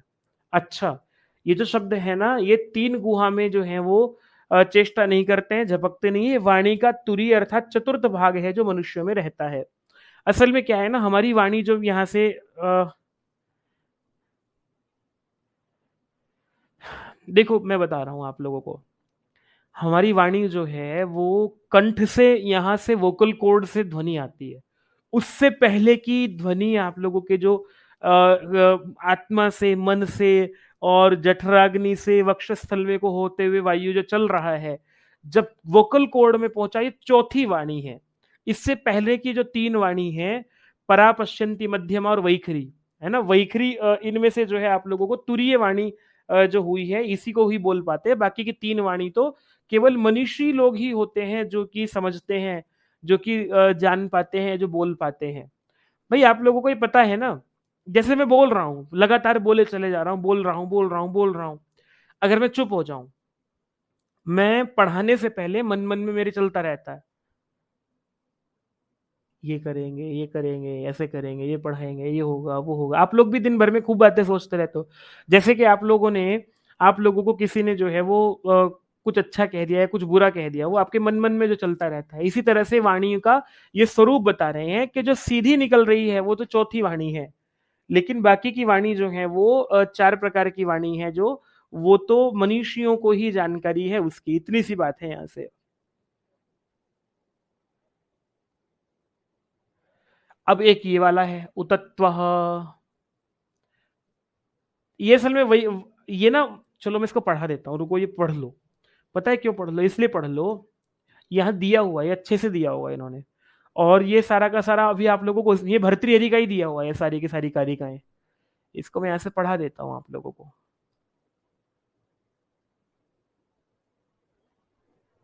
वो जो महान वृषभ, उस महान वृषभ रूप शब्द के नामाख्यात उपसर्ग और निपात रूप, निपात उस महान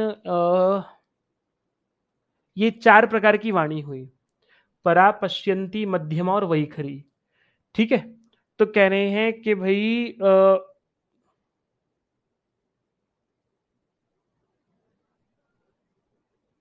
ये तो हम पढ़ चुके हैं ना ऊपर,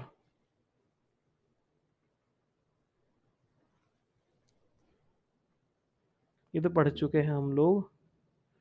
महान शब्द यहां से पढ़ना है हम लोग, महान शब्द ब्रह्म के रूप देव के साथ सायुज्य प्राप्ति की बात भर्तृहरि ने इस तरह से की है। वो जो ऊपर कहा है ना कि ये महान देव जो है हमें भी प्राप्त कर ले, हम भी महान देव हो जाएं, जिससे ये वृषभ बैल प्राप्त करता है, वाणी रूपी वृषभ, शब्द करने वाला वृषभ प्राप्त करता है, तो इसलिए हमें व्याकरण पढ़ना चाहिए। तो इस प्रसंग को यहां भी बता रहे हैं ये। एक अन्य मंत्र में भी वाणी का पद विभाजन चार रूपों में किया गया है। मनीषी लोग नामाख्यात उपसर्ग, जो हम लोग अभी ऊपर पढ़ करके आए हैं ना, उपसर्ग और निपात रूप चारों विभागों में विभक्त परा पश्यंती मध्यम और वैखरी, ये चार वाणी है। इन चार वाणी का स्वरूप इन्होंने नीचे बताया है। परा वांग मूल चक्रस्था, ये ध्यान रखना भाई, बस इससे बात बन जाएगी आप लोगों को। परावाणी कहाँ रहती है तो बता रहे परा वांग मूल चक्रस्था, जो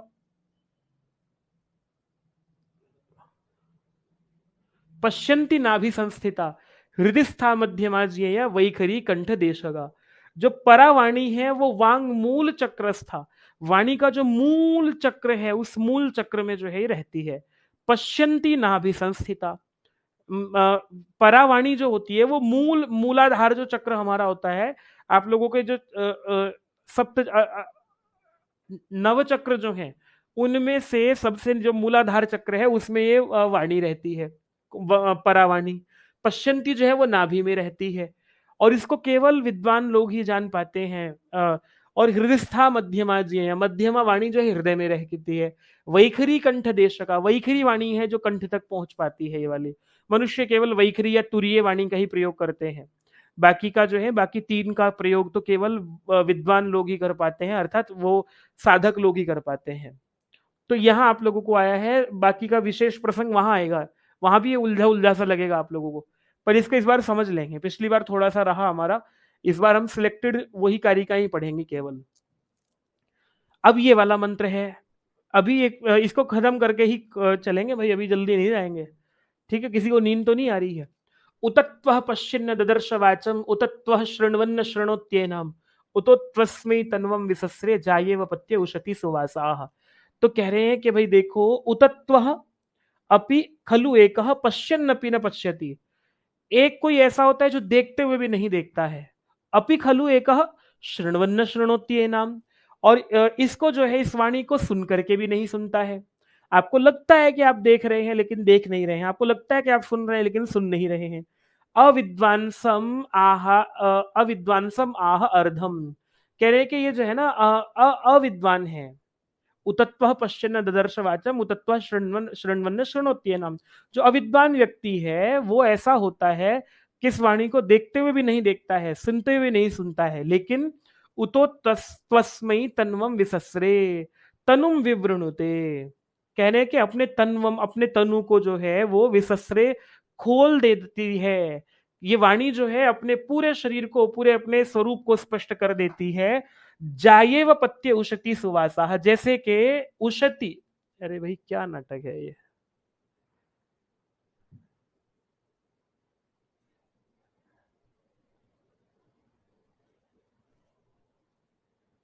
उशति का अर्थ देख लें एक बार।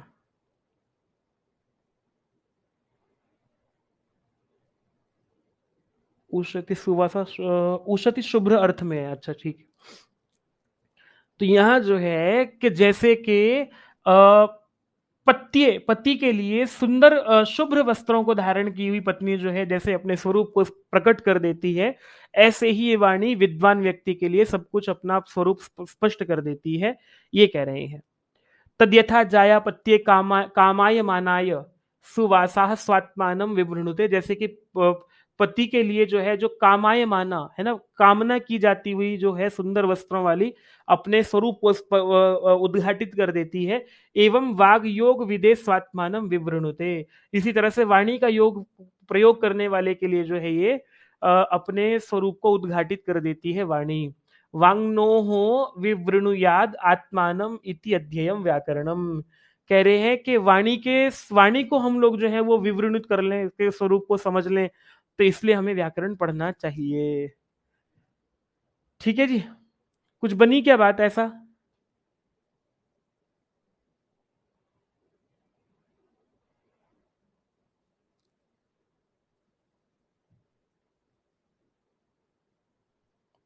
एक और मंत्र आया हुआ, ये सब मंत्र दिया, सक्तुमिव तितउना पुनंतो, जैसे तितउना छलनी से जो है सक्तुम, सक्तु को पुनंतः छानते हैं, यत्र धीरा मनसा वाचमक्रतः, इसी को एक बार फिर बता दीजिए।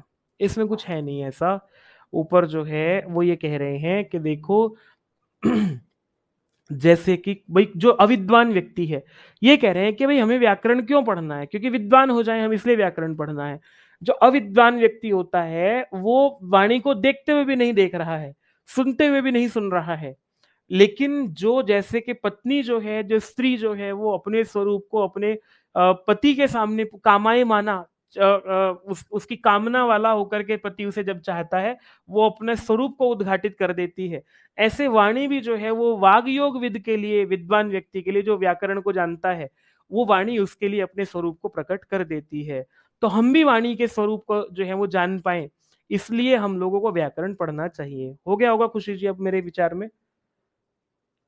ठीक है, आगे कह रहे हैं ये सरल ही था, कुछ ऐसा नहीं है। तो कह रहे हैं कि एक ये मंत्र है, ये मंत्र भी यही कह रहा है कि जैसे कि सक्तुमिव तितउना पुनंतो, सत्तु जो है ना धोना कठिन होता है ना, इसलिए सत्तु कहलाता है। सच धातु जो है वो सिंचन अर्थ में होती है। तो कह रहे हैं कि तितऊ, तितऊ कहते हैं छलनी, उससे जो है जैसे छलनी से जो है सत्तू को हम लोग पवित्र करते हैं।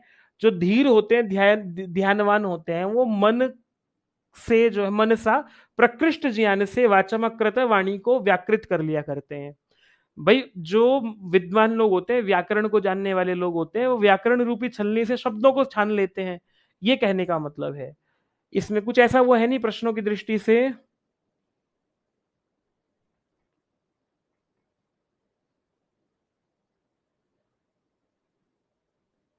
तो ये कह रहे हैं, अगला एक और दिया, सारस्वती याज्ञिका पठंती, याज्ञिक पढ़ते हैं, आहिताग्नि ही अपर शब्दम प्रयुज्य प्रायश्चित्तीयाम सरस्वतीम इष्टिम निर्वपेद, निर्वपेद। तो कह रहे हैं कि भाई अग्न्याधान करके अपशब्द का प्रयोग करने पर प्रायश्चित स्वरूप सरस्वती इष्टि का संपादन करें। अगर आप लोगों को जो है हमें प्रायश्चित न करना पड़े इसलिए व्याकरण पढ़ना चाहिए। अगर हमने जो है याज्ञिक ऐसा कहते हैं, आहिताग्नि अपशब्दम प्रयुज्य, अगर आहिताग्नि हमने आज्ञाधान कर लिया फिर हम शब्द प्रयोग कर लिया हमने, तो प्रायश्चित के लिए सरस्वती इष्टि एक अलग से है, उसका उसको करना चाहिए, तो हमें प्रायश्चित्त ना करना पड़ जाए, एक अलग से काम और बढ़ेगा प्रायश्चित्त करने का, इसलिए व्याकरण पढ़ना चाहिए। कुल मिलाकर के आप लोगों को जो है ना हर तरह से ये बता रहे हैं, नहीं व्याकरण पढ़ा तो ये हो जाएगा, ये हो जाएगा, ये हो जाएगा। वेद के ही सारे के सारे वचन देकर के बाद में आप लोगों को ऐसा कह रहे हैं अब। ठीक है। और जैसे कि ये है दशम्याम पुत्रस्य, दशमी उत्तर कालम पुत्रस्य जातस्य नाम विदध्यात्। भाई जब 10वीं हो जाती है अर्थात 11वें दिन पुत्र का नामकरण करना चाहिए, ये नियम है। घोषवद आद्यंतर, घोषवद घोषवद आद्यंतर अंतःस्थम अवृद्धम त्रिपुरुषानु,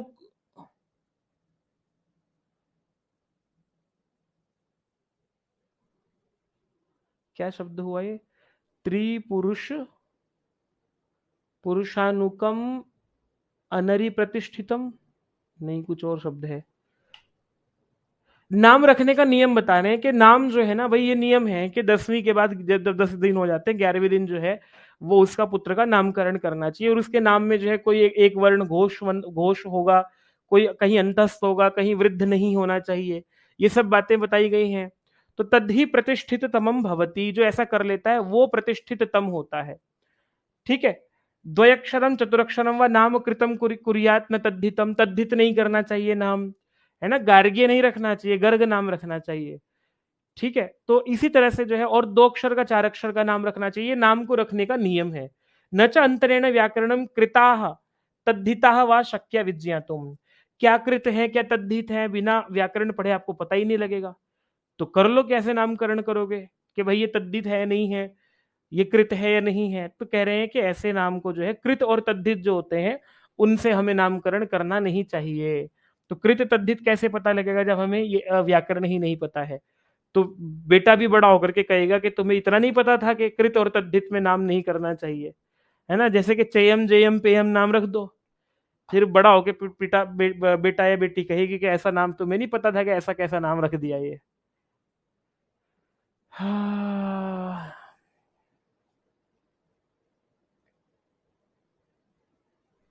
सुदेवो असी, ये वाला मंत्र भी जो है कि वेद मंत्र है।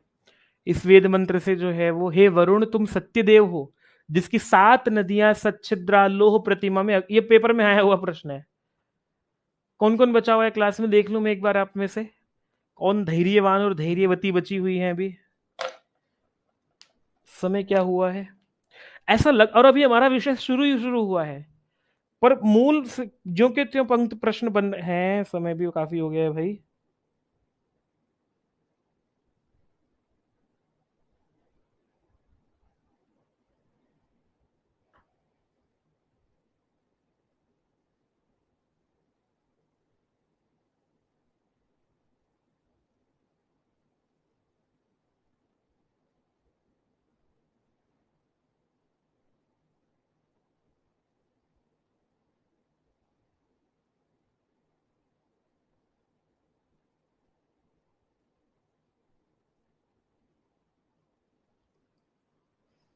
बंद कर रहा हूँ यहीं से जो है, अभी मीटिंग भी है एक, मुझे कल के लिए सब काम धंधा बताना है कैसे क्या होना है, तो भाई आप लोगों को यहीं रोकता हूँ अभी।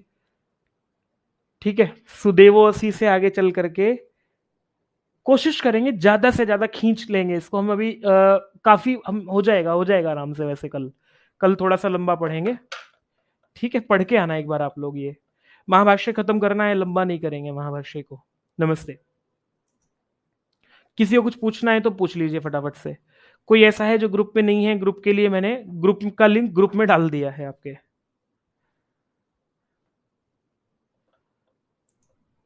जो ग्रुप में ना हो वो अभी बताओ। ग्रुप का लिंक ग्रुप में डला हुआ है आपके एप्लीकेशन में, जो ग्रुप है उस ग्रुप में व्हाट्सएप का ग्रुप भी डला हुआ है, ताकि आप लोगों को कुछ दिक्कत हो तो वहां। ठीक है, कर लेंगे आप। नमस्ते।